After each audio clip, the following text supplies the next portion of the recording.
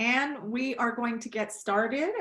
Thank you for joining us this afternoon. My name is Marcela Diaz, and I work for Somos Un Pueblo Unido, a statewide immigrant-based worker and civil rights organization.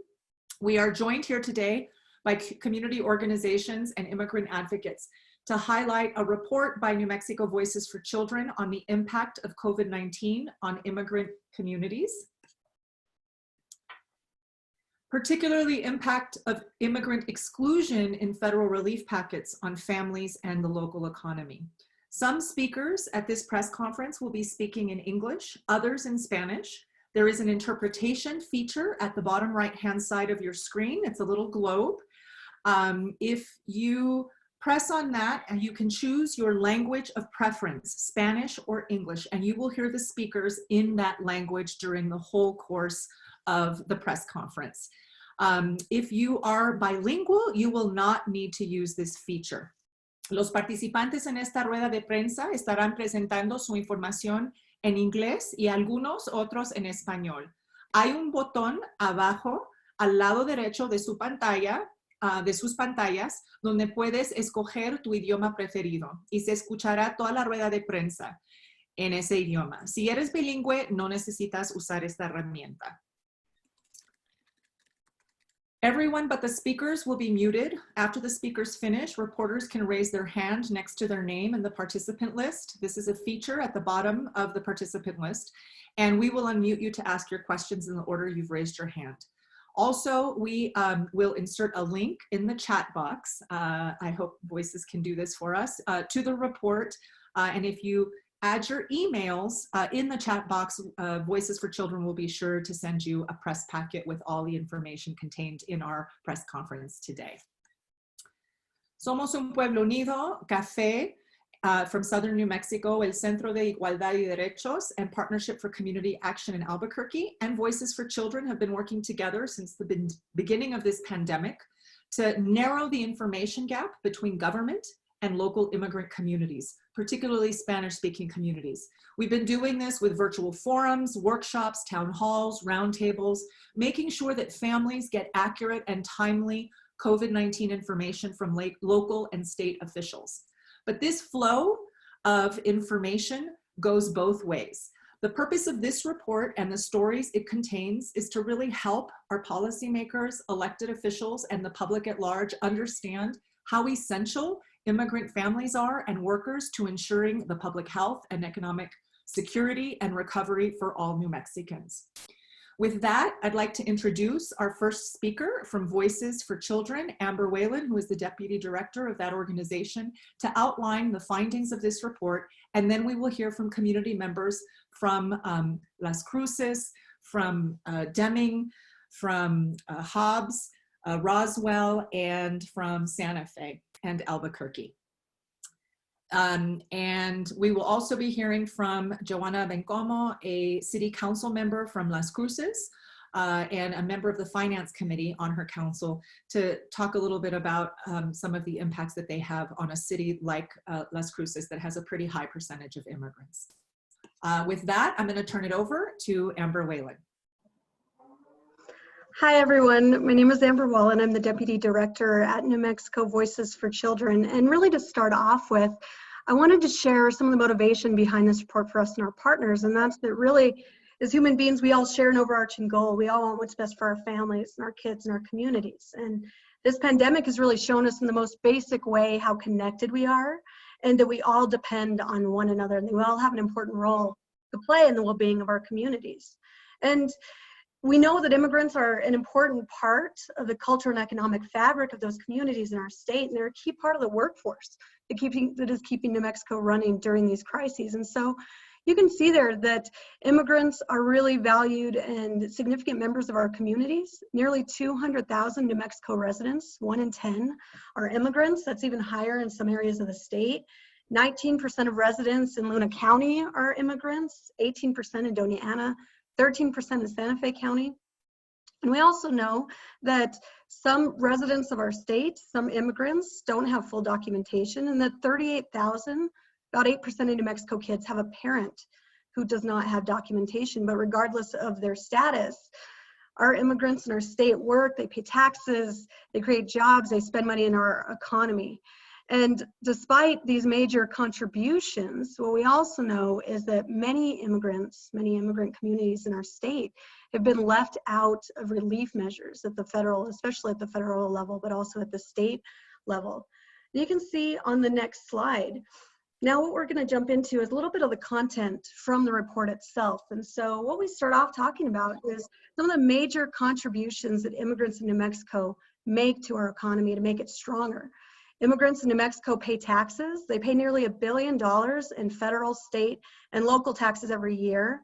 And undocumented immigrants in New Mexico, just undocumented immigrants alone, pay nearly $68 million just in state and local taxes in New Mexico. They work in essential industries. They're more likely to be in those frontline industries that are really keeping our state and our nation running right now. They're 2.5 times more likely than US-born citizens to be in agricultural and mineral extraction industries. So those farming, ranching, oil and gas industries that make up more than 12% of our state's GDP, they're much more likely to be employed there. And all of these workers contribute to their local economies, not just by paying taxes, but by spending money as well. We also know they run a lot of businesses in our state, that immigrants are more likely than non-immigrants to start businesses, and that 15,000 immigrant entrepreneurs in New Mexico employ over 27,000 residents in our state, and that those businesses generate over $4 billion a year in sales. But you can see on the next slide that we also know immigrants are being left out of a lot of different types of COVID relief. And that's primarily because they're already ineligible for many of our country's safety net programs. So they sometimes face greater challenges during economic downturns and during pandemics and national emergencies. And something else that's worth noting is because many immigrants live in mixed status families where there may be US citizens, there may be immigrants, there may be immigrants that are undocumented. These limitations on safety net relief also impact many US citizens, and especially US citizen children whose parents maybe don't qualify for relief. Now, just to quickly touch on some of the aspects that we jump into in the report of federal relief, you can see on the next slide, we go into the stimulus checks that were provided as part of the Coronavirus Aid, Relief, and Economic Security, or CARES Act. So that included a provision for US residents to receive relief checks. And while this is necessary relief, we know on one hand it's inadequate, both in amount, and then the fact that many immigrant workers are not going to receive that relief even though they work and pay income taxes and state taxes every year. So that's because it's only available for people with a Social Security number, and also the law requires that every adult member of a household who's on a family's tax return has a Social Security number in order for anyone in that family to get their rebate. So what this does is this excludes not only immigrant residents of New Mexico who don't have Social Security numbers, but it also excludes US citizen children who have parents without a social, and US citizen spouses of people without a social. So one of the things that we highlight in this report is that we estimate that at least 30,000 New Mexico adults and at least 38,000 New Mexico kids with a parent who's not fully documented will be left out of that relief. And that's going to total over $55 million that our New Mexico families, that our workers, that our state is missing out on in federal relief.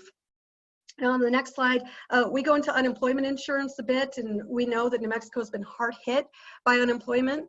In our state, as a response to this pandemic, our unemployment insurance, or UI claims, are up by over 3,000%. About 12% of our workforce has filed for UI.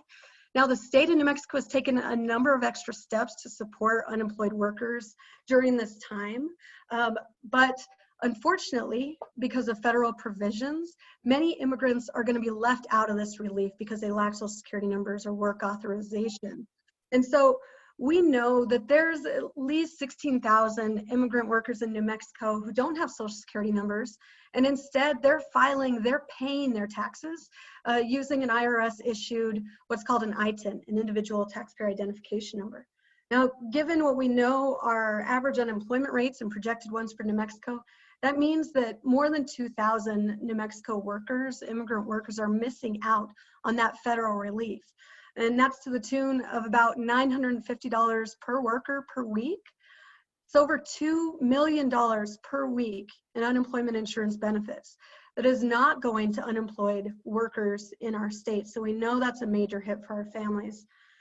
Now to the next slide, there's a number of safety net provisions that are included in federal relief, and both the state and the federal government have taken a number of steps to improve access to these relief programs or to include additional funding to these programs. And while that hasn't been enough, there's been some good steps taken, but the issue here is that when it comes to programs, healthcare programs, housing relief, food security programs like the Supplemental Nutrition Assistance Program or SNAP, the issue that we highlight in this report and that we detail is that many immigrant families are not being included in that relief because they lack access to those programs. And those are federal provisions that have been in place before. But what that essentially means is while this relief is being passed, that so many of our kids and our families and workers are not able to access those really crucial resources. So overall, and in summary, what we'd say is that immigrant families, we know they provide really crucial economic and social contributions to our state. They work, they own businesses, they pay taxes. And if our state's going to recover from this pandemic and from the resulting recession that's likely to happen, we need to ensure that all New Mexicans are included in relief and can continue to help rebuild our economy. And so in the report, we include recommendations at both the state and the federal level in order to recommend to governments different ways that they can ensure all New Mexico workers, families, and communities can survive through and thrive after this crisis. So on the next slide, you can see some themes that you'll find in our recommendations, which we have in detail in our report. But our state recommendations have to do with creating and expanding cash assistance programs so that they're available for those who don't qualify for other programs and that they're available regardless of immigration status. Now, we also recommend creating basic and affordable health plans that are available to all New Mexico residents, again, regardless of immigration status. We also recommend expanding and increasing food security resources so that all New Mexicans and all New Mexico children have the nutrition that they need to make it through. And we also have tax policy recommendations in there. And so we recommend a couple of different tax policies, including expanding New Mexico's working families tax credit to include immigrants and all immigrant workers that are working and contributing and paying taxes in New Mexico.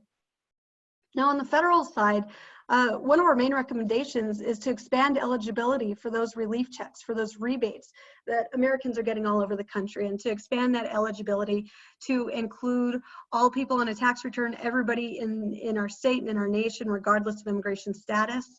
Also to ensure that eligibility for unemployment insurance relief is inclusive of all workers. We also have some recommendations on improving safety net benefits, and a really strong recommendation that we have in there as well is for the federal government to increase state and local COVID relief. And this is a really key part, that they maximize flexibility so that our local governments, our cities and our counties and our state government can spend that money in the way that they know is best to help all of New Mexico. And that's it. Thanks, Marcella.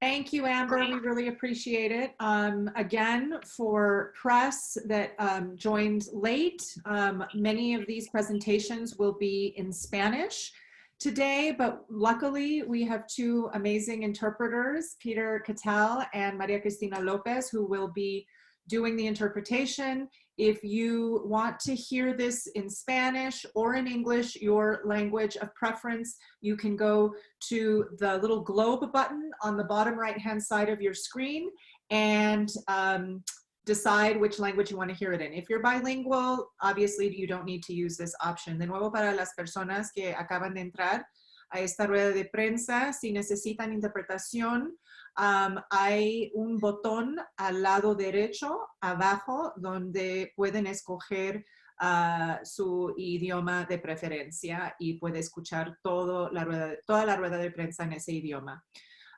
We also want to remind reporters on the call that if you put in your email address, Sharon from New Mexico Voices for Children will send you the full press packet with the stories, with the fact sheet in relation to the report, as well as a link to the report and many of the presentations that you're going to hear today.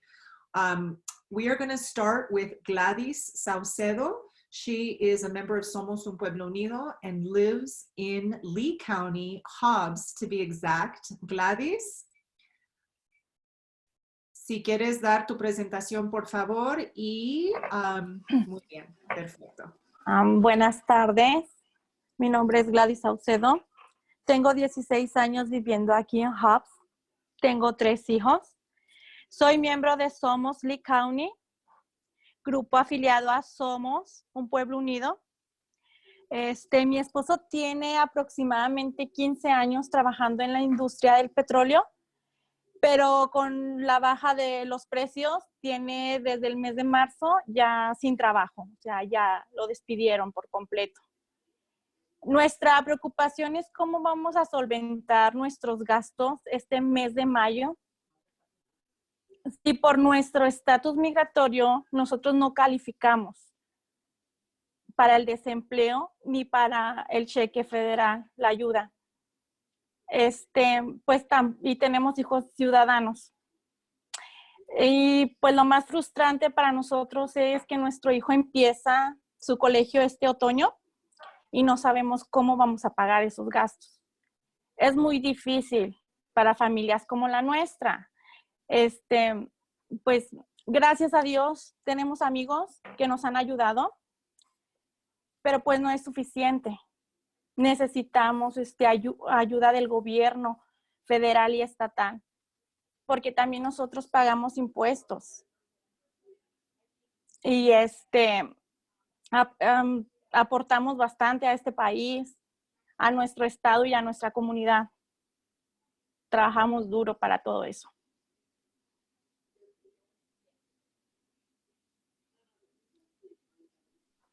Gracias, Gladys. I just want to let folks know that all of our speakers will be on at the end. We have 5, and you can ask questions directly of the people who presented today. The next person that we're going to hear from is Nicte Magallanes, a leader and member of CAFE, Comunidades de Fe en Acción, in southern New Mexico. She is from Deming. Nicte?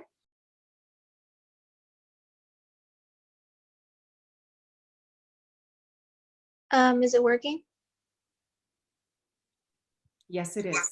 Okay. We can't see your face. So if you could Okay. put your camera on, that would be great. Perfect.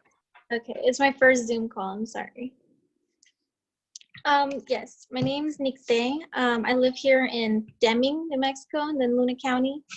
I'm a single mother of 2 daughters, and I'm also part of the undocumented community. Been here since I was around about 2 years old.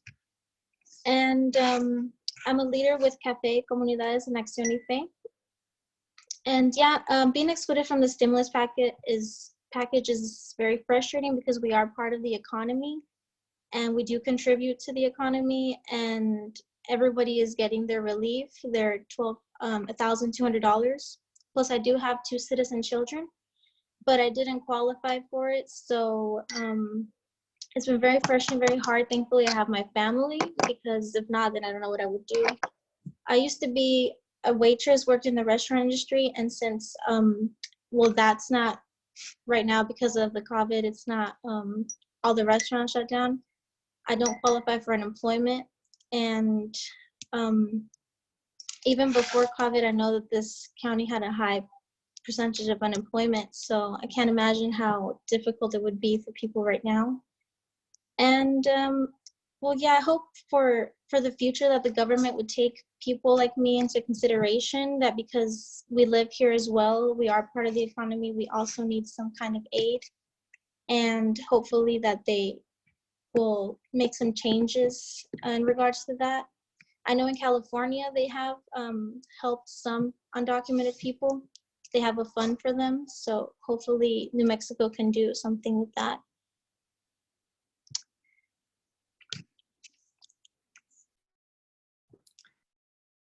Thank you, Nicte.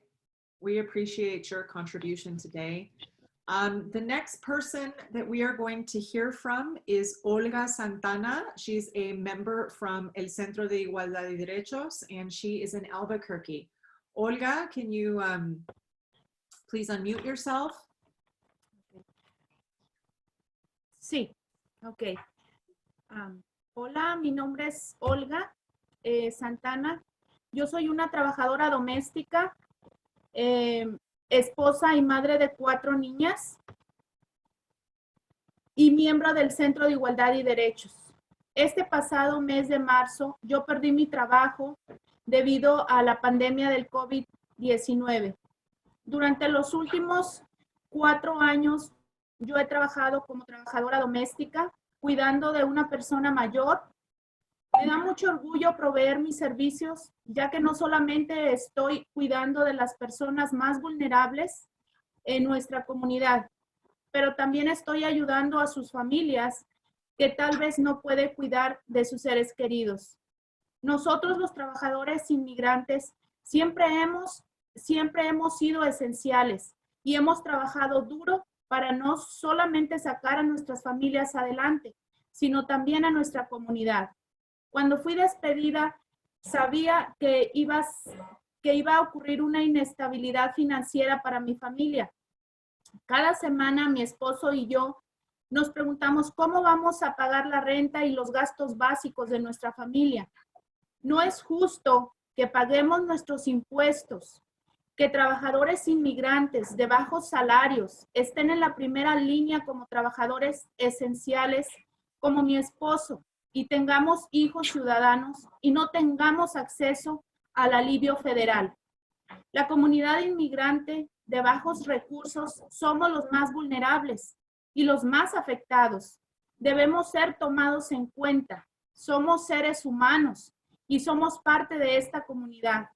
Al excluir a miles de paquetes federales, no solamente impacta a nuestras familias directamente, pero también a la economía local donde vivimos y trabajamos. Tenemos que trabajar juntos para asegurar de que todas nuestras familias, sin importar su estatus migratorio, sean incluidas en paquetes federales, estatales y locales de alivio. Es la única manera en que vamos a poder prosperar y poder reconstruir nuestra economía. Gracias. Gracias, Olga. Again, for folks who might have joined late, you can hear full interpretations of this by pressing your interpretation button on the bottom right-hand side of your screen and choosing your language of preference. Next, we're going to go to Verónica Velázquez, a member of Somos Un Pueblo Unido, and she is in Santa Fe. Verónica. Hola, buenas tardes a todos. Mi nombre es Verónica Velázquez, soy miembro del Centro de Trabajadores de Somos Un Pueblo Unido ya por 9 años. He vivido en Santa Fe en los últimos 15 años con mi esposo y mi único hijo de 12 años. Por más de 10 años, mi esposo y yo trabajamos en un restaurante donde nunca se nos pagó el sueldo mínimo de la ciudad. Aunque ahora mi esposo estaba trabajando en un trabajo de mantenimiento como conserje, es una escuela privada. Hasta el verano pasado trabajó cuando fue puesto en discapacidad a largo plazo debido a una cirugía que tuvo en la espalda para tratar su ciática. Mi esposo tuvo que someterse a una segunda operación ahora en febrero de su cadera de reemplazo. En esta ocasión, pues mi esposo no ha sido de alta para trabajar, pero la verdad no estamos seguros si su empleador lo va a recontratar por lo que está pasando. Recibimos un último cheque por incapacidad de mi esposo por $2,700 en febrero.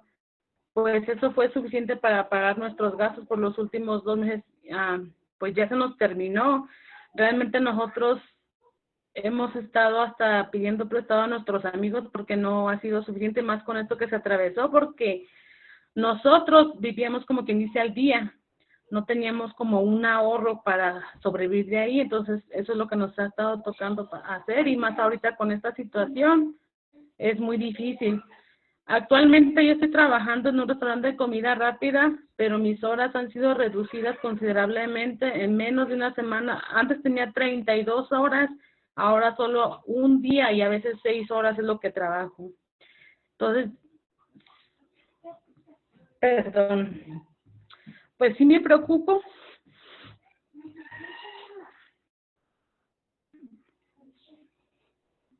Disculpen.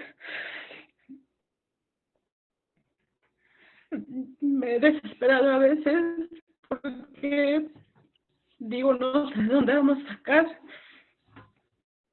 pero más que eso se me hace injusto por las leyes como están, por cómo somos sacados de programas que podemos calificar a nuestros hijos para que nos puedan ayudar. Desafortunadamente pues no calificamos ni por desempleo ni pues por nada, y menos recibiremos un estímulo de cheque federal a pesar de que nuestro hijo es ciudadano, ya que declaramos impuestos, aunque tengamos un número ITIN, pero ni así.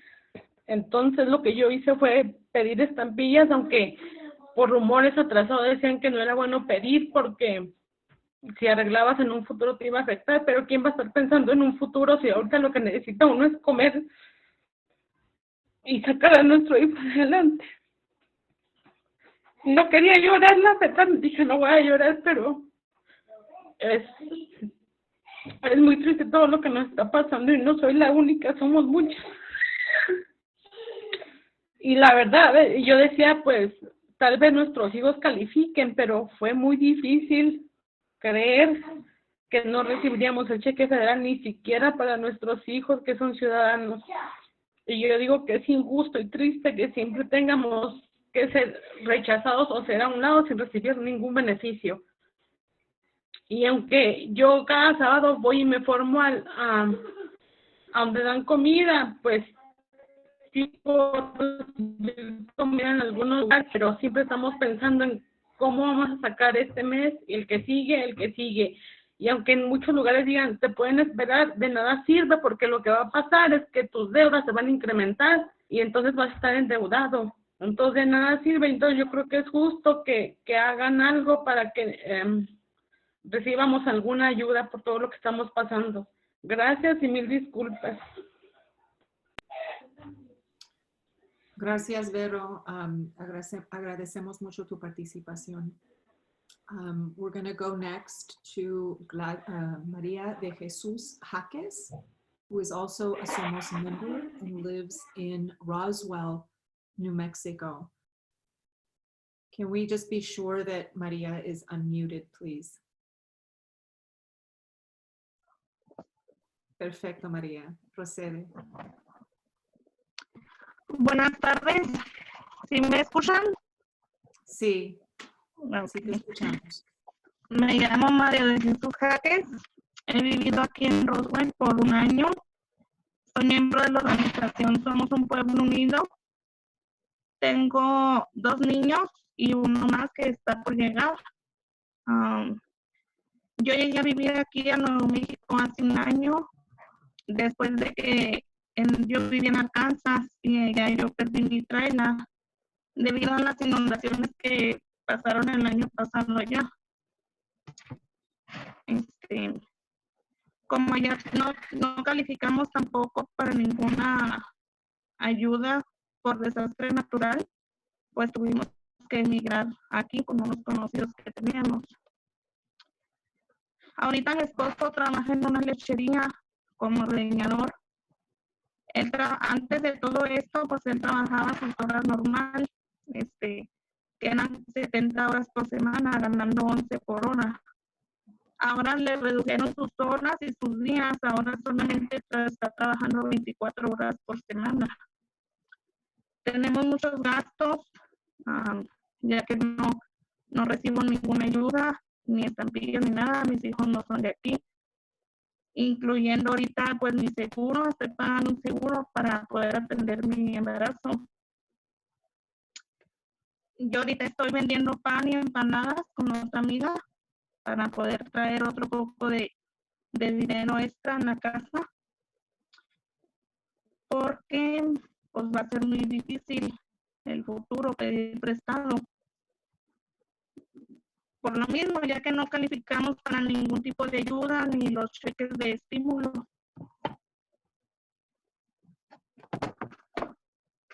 En la mayoría de los hogares se requiere de una solvencia económica para cubrir los gastos diarios. Cada familia se administra según sus ingresos. Estamos enterados que muchas familias vendieron sus cosas personales, sus bienes, sus herramientas de trabajo para poder seguir solventando los gastos diarios, los alimentos y los biles. Solo queremos no perder la estabilidad para seguir sosteniendo una calidad de hogar. Sabemos y entendemos todos los mensajes que nos deja como nación en los medios de comunicación, como en la televisión, la radio, las redes sociales, pero debemos de estar todo el pueblo unido y convencido de que no podemos enfrentar esto solos. Por consecuencia, necesitamos apoyo de nuestro gobierno y empresas grandes en crecimiento.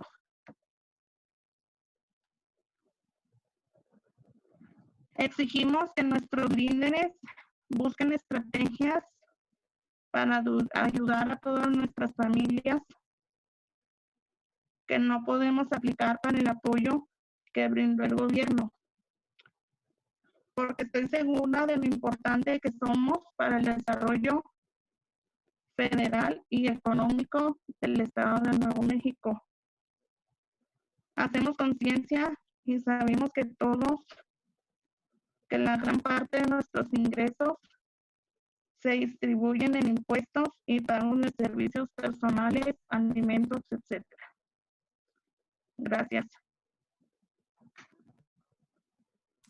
Gracias, Maria de Jesus. We'd like to remind reporters that in your press packets, you should have many of the comments that were made today, both in English and Spanish. We've translated many of them into English. And the folks that are on this call today were all featured in the report itself. So more information about them is in that report. We're going to jump over now to Joanna Bencomo, who is a city councilor in Las Cruces and a member of their finance committee. Joanna, and this will be the last speaker, and then we'll open it up for questions. Thank you, Marcela, and thank you to everyone who's just spoken. I feel incredibly honored to be part of this panel with really powerful women. Good afternoon. My name is Joanna Bencomo. I'm proud to be here today in my role as Las Cruces City Councilor. I'm also proud to say that Las Cruces for a long time has been a welcoming city by official resolution in 2017, but more importantly, by practice for much longer than that. Last year, the city welcomed over 17,000 asylum seekers, and the city provided care and refuge when the federal government failed to do so. This year, yet again, the city finds itself working hard to fill the huge gaps that the federal government has left behind during this public health crisis. In a moment where small cities like ours are having to plan, ponder, and worry about the future of our budgets and economic stability, not only for city government, but for our 100,000 residents, budgets that depend on gross receipts taxes like ours will significantly suffer. Restoring our economy will literally depend on all people's ability to participate in the economy. Federal COVID-19 relief packages that explicitly leave out immigrant, mixed status families, my community, is not only irresponsible and offensive, but this decision also has ripple effects for the second largest city in the state. When these Las Cruces families don't have cash in their pockets, they can't participate in an economy. And as you've heard from the report, their contributions are significant and should be valued in the state and in the city. To ensure public health and economic recovery, we will all have to be part of the solution moving forward. I will continue to make sure that all COVID-19 relief efforts at the city level continue to include all of our families, but I fear that it won't be enough. We must continue to call on our state and federal governments to provide equitable assistance for all families, regardless of status, and to all cities, regardless of our size. Thank you again for having me. I'm so proud to be here. Thank you, Councillor Bencomo. We are going to open it up to folks who have questions. The best way to do this is to either raise your hand or to chat that you have a question, and you will be unmuted by Marianne, who is helping facilitate this portion of the event. Are there any questions for our panelists?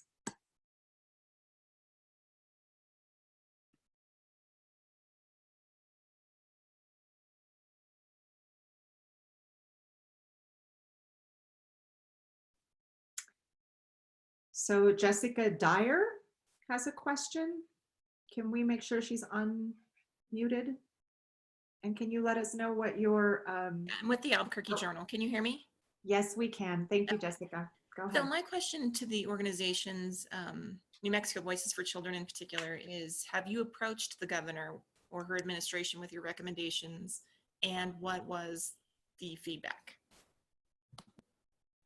That's a great question, Jessica. We have been in close contact with the administration, and we have been, as we've been developing these policy recommendations, we're going to be sharing them with the administration. This report was just released today, so we haven't shared this full list with them, but they have been very receptive to recommendations that we have had. For example, we knew that a lot of information was being missed by immigrant families because a lot of information was being distributed initially in English, and we saw that the administration, that the governor and her teams, various cabinet agencies went ahead and made information available in Spanish. So we've seen the governor's team and many state legislators, we've seen that they've been very responsive to try to ensure that all New Mexico families are left out of relief. I think this is an incredible time, and people are trying to respond as quickly as they can. And that's why we think it's important that there's voices heard that are really representative of all New Mexicans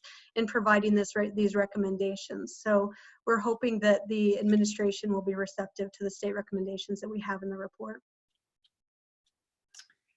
Thank you, Amber. And I just also want to add that we'll be sending these reports to all policymakers and legislators who can potentially include immigrants in additional recovery efforts in the state. We have Mayra from Univision.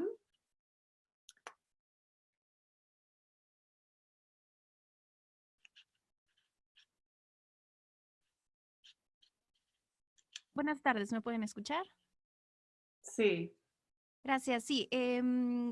Sé que existen estas recomendaciones, pero quería saber, nosotros también recibimos muchas llamadas de los televidentes de cuándo o cómo, si es que habría ¿no? un alivio. Hemos hablado también, por ejemplo, hemos hecho la misma pregunta a la gobernadora, también a Javier Martínez sobre esta legislación de emergencia que van a tener en junio, pero ¿hay algún mensaje que se le pueda dar a las familias que están desesperadas en estos tiempos? Por ejemplo, si es que va a haber y si habrá, ¿no? Conforme a estas recomendaciones, alguna ayuda.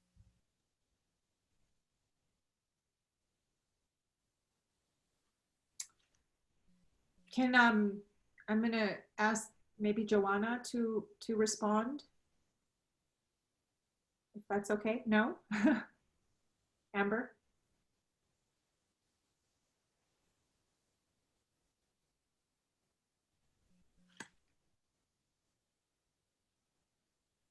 You can respond in English and it'll be interpreted into Spanish if you choose. I think that's a great question. And one thing that I would just say is that's what we're hoping with this report and this release and all of these incredible organizations doing work across the state. We're trying to ensure that immigrant voices are not lost in these responses, that even as policymakers are overwhelmed with completely unprecedented situations that they're trying to respond to and doing to the best of their ability. Unfortunately, we know that immigrant communities are often overlooked. Their contributions, their essentialness to our economy is often not recognized. And so we're trying to really raise that awareness here with this report.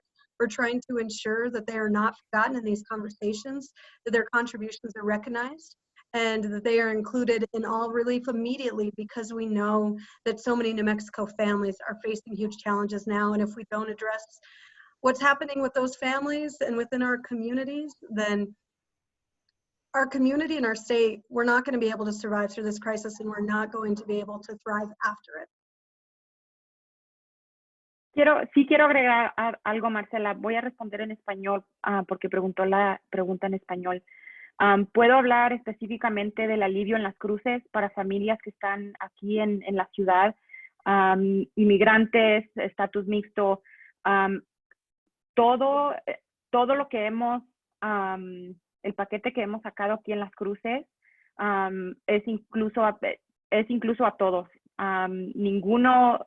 Ninguna de la ayuda que hemos dado aquí en las cruces para los residentes va a tener restricciones. Entonces yo les urjo a las familias en las cruces que mientras esperamos a que actúe el Estado o tal vez también el gobierno federal, que las familias aquí en las cruces se sientan seguras de pedir ayuda a la ciudad, porque sí la hay.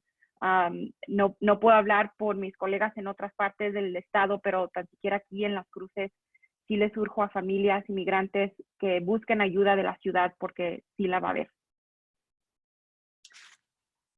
Y yo también, como parte de Somos un Pueblo Unido, puedo añadir que en Albuquerque y en Río Arriba y en Santa Fe y en muchos lugares de Nuevo México, las ciudades y los condados están trabajando directamente con organizaciones como las nuestras para poder no solo distribuir recursos, pero ayudar a nuestra comunidad a saber sobre todos los recursos que existen. Pero lo que también sabemos es que no es suficiente. Todo el alivio que podemos a nivel local no va a reemplazar la cantidad de dinero de los cheques de estímulo, ni va a reemplazar el desempleo, que pues son aproximadamente $1,000 para familias que han sido, trabajadores que han sido descansados a la semana por 39 semanas. Y por eso es tan importante que nuestros líderes federales y también estatales incluyan a nuestra comunidad para poder reinvertir ese dinero en nuestros hogares y también en nuestras comunidades locales. So we are going to jump now, if no one else has anything to add, to our to Michael from, make sure I get your name right. All I have is Michael from the Las Cruces Sun News. Michael, would you like to ask your question, please? Yeah, sure. So this is more of like a two-part question. So first, for anyone who's able to answer, what sorts of steps are you taking to get some of these policy recommendations noticed at the federal level? And this is more probably for Johanna, if she could answer what more she's planning to do at the city government level.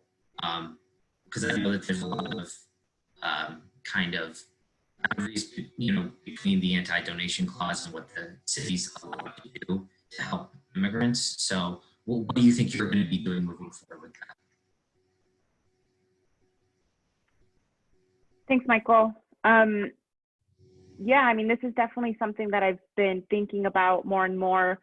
I think the amount of relief that we've provided already is definitely not enough, and it will not cover what people need right now, especially as we head into May 1st and rent is due and bills are due. So continuing to support agencies like the Community Action Agency, continuing to support agencies like Catholic Charities that already have a strong pulse to the community, so that they can continue to get aid out to families.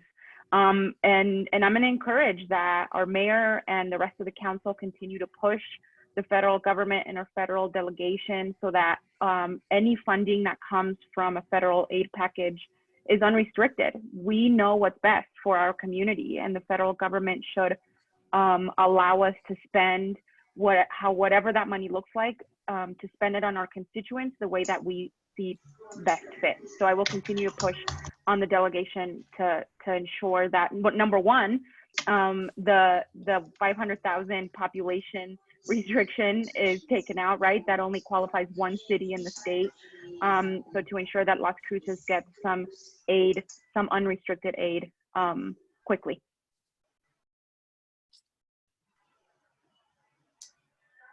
Very good.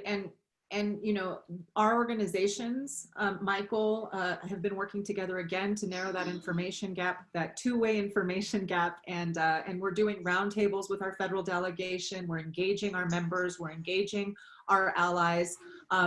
Things like this with the report, we really are so grateful to Voices for Children for rapidly putting this together to make sure that policymakers know not just the impact that it has on our families, and you've heard from some of our families, but the impact that it has on the economy and in our efforts to our future efforts to jumpstart the economy and our future efforts to be a part of the recovery that is going to be so needed in New Mexico. So we'll be sending, again, copies of these reports to all of our elected officials, and we're just going to keep pushing and arming them with the information that they need to actually fight. You know, many of our legislators, our federal delegation, are fighting for New Mexicans, and so we're arming them with as much information so that they can be even stronger champions for all New Mexicans, including immigrants. We have a question from Susan from the Santa Fe, New Mexico Political Report. Susan, ¿quisieras hacer tu pregunta, por favor?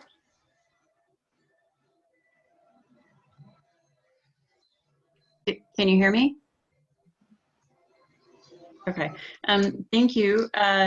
My question is, how bad, if no relief comes to immigrant families, how bad do you think the economic problem will get? Do you foresee that families will lose their homes and become homeless, that they'll be starving, or are you already seeing that?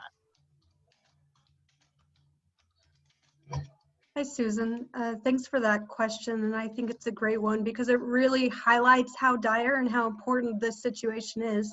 You know, we noted in the report that 1 in 10 New Mexicans is an immigrant. And so if we're leaving out so many of our communities from really essential relief when we're seeing unprecedented health and economic challenges, that's going to have major detrimental implications, not just for those immigrant families and their children, but for our entire state. So we estimate 60,000 people in New Mexico don't have full documentation, so they're lacking access to this relief.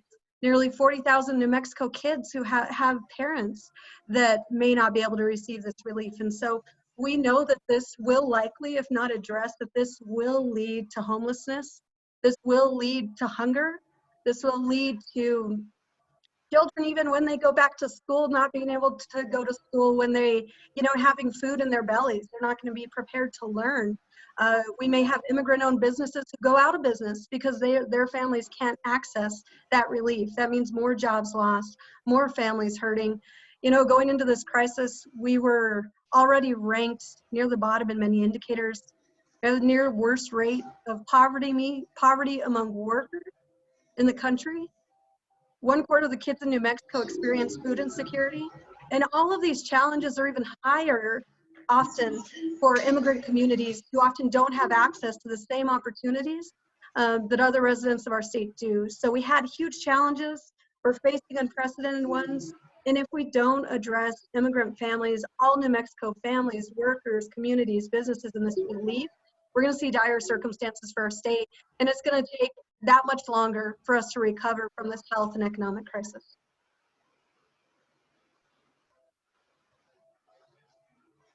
Thank you, Amber. Is there anyone else who wants to ask a question? I think we have a question from Bruce. Would you like to ask that question? Yes, can you hear me? Yes, we can. Okay, great. You spoke about the need for action, and that you have some legislators and advocates in government. Is anybody taking the lead? Because the session is coming up sometime in about a month and a half, maybe 2 months at the most. And right now, there's so much ambiguity over what they're going to do that I'm sure it's frustrating a lot of people. But one thing they seem bent on doing is they're going to be cutting. And protecting services and some of the ground that was gained just in the last year may start going backwards unless people are forcefully staking out their claim right now. Do you have any legislators that are really working on that at this point? More than just words, but actually finding a pathway for you to accomplish that?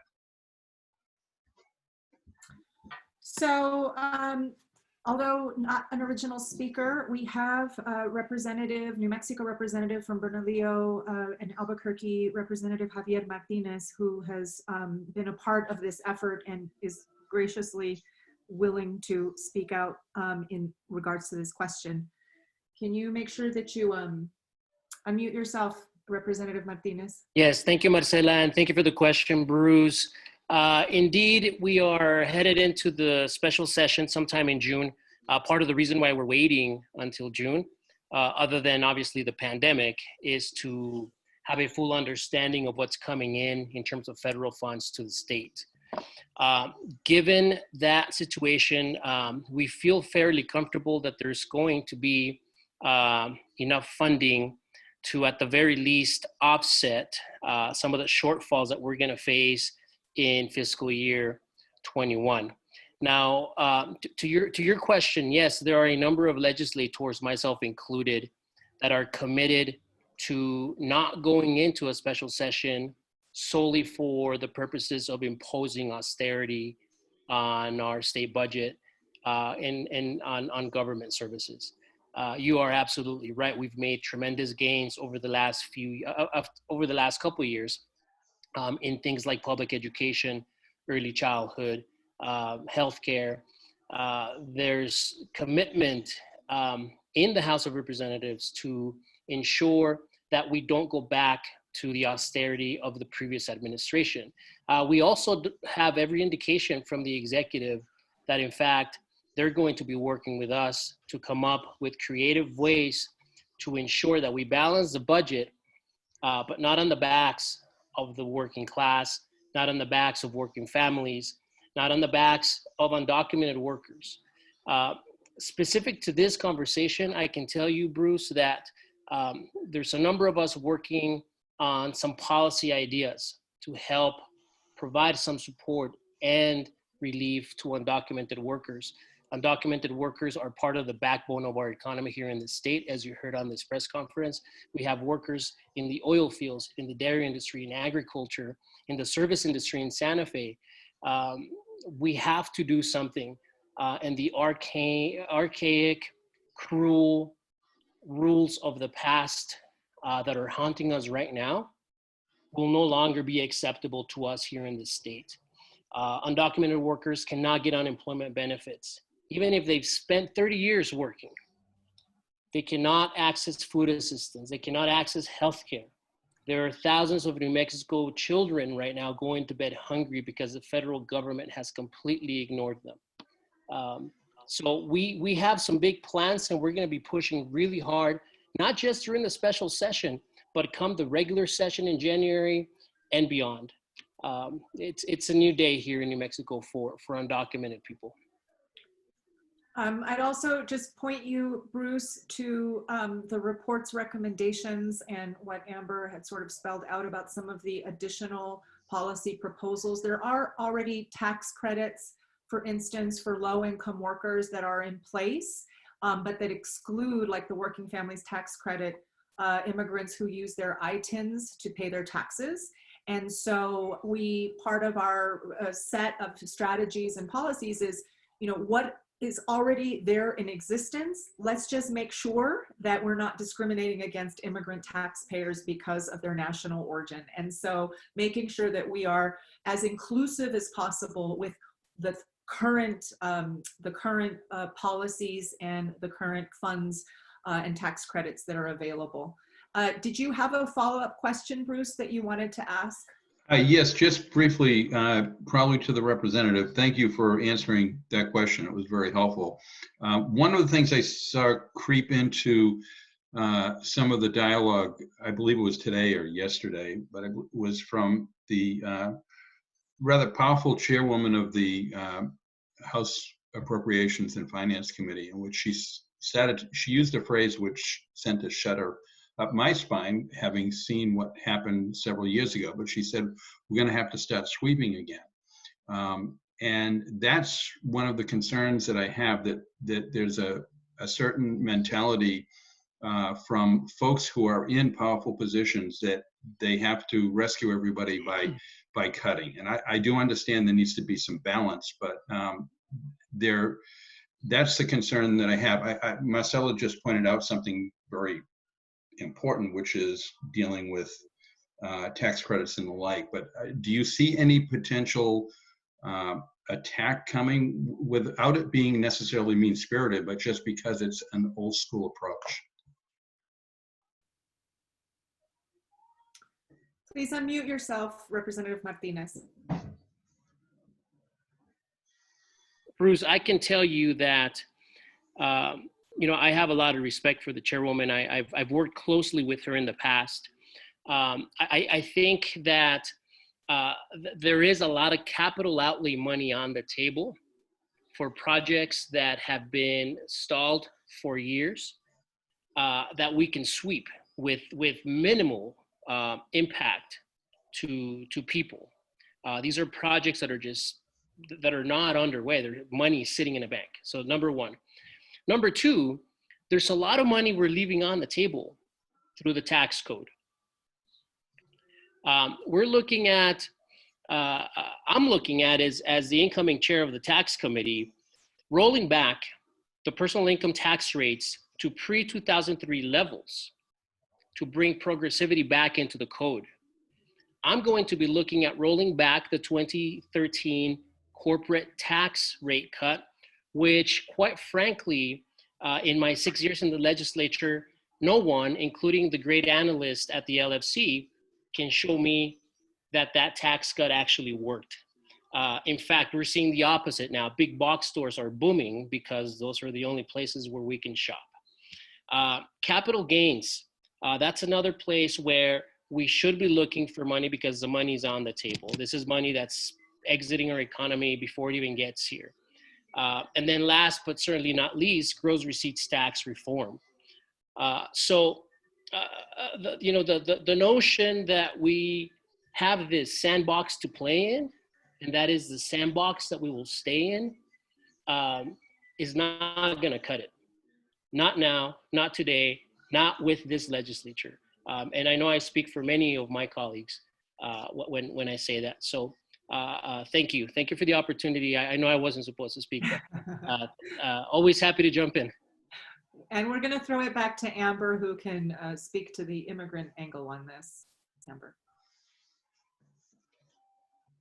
Representative Martinez, I think he covered so much of that, you know, and all that I would say is that we saw where austerity got us. We saw where cuts to essential programs got us in the Martinez administration. We were driven to 50th in the nation in child well-being. We were driven to 50th in childhood hunger. We were driven to the worst rates of poverty among workers and among people who have a bachelor's degree or higher. We know what cuts do to our families, do to our workers, do to our communities, and they don't do anything good. It's not going to help.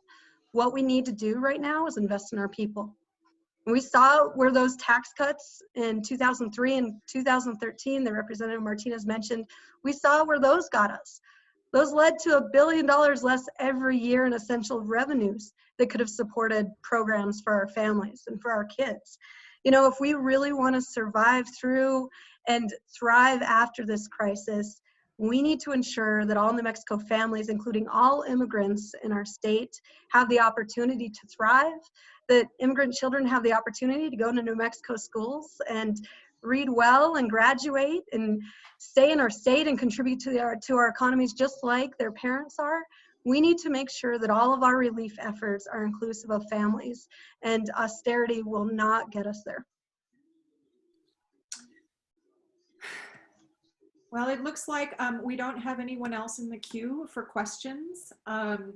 And so again, if somebody has a question, KRWG News has a question. Would you like to ask it now?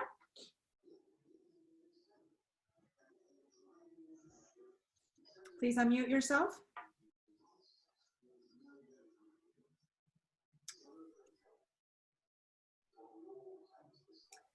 Okay. Well, you chatted, you had a question, but we're not hearing you. So perhaps if your question is for one of the speakers, I want to just remind reporters that all the speakers today, their phone numbers are listed in the press packet, so you can contact them with any follow-up questions. And we again really want to thank Gladys, Nicte, Olga, Veronica, and Maria de Jesus from all over the state for sharing their stories with us today, for Voices for Children for putting together this report, and also to Counselor Joanna Bencomo, who sort of gave us a real, I think, insight into how this is impacting local economies. There are in the report, there's information about some of the cities and the counties with the highest percentage of immigrants, including Lee and Chavez and Doña Ana and Santa Fe. And so please look into the report to get some more feedback and to get some more information on that. And we really appreciate you joining us. Again, if you put your email in the chat box, we will make sure that people are that you get the full press packet, and including the link to the full report on New Mexico Voices for Children website. We are very grateful to our interpreters, Peter Catal and Maria Cristina Lopez, and we're going to wrap up. And thank you so much for joining us. Again, you will see the logos of our organizations: Partnership for Community Action, Somos un Pueblo Unido, Voices for Children, El Centro de Igualdad y Derechos, and CAFE, who have been working together to actually, along with a couple of our representatives, Representative Angelica Rubio and Representative Javier Martinez, again, to close that information gap, get good information to policymakers, and get good information to our own communities. So thank you very much, and we will see you the next time. Stay safe and healthy.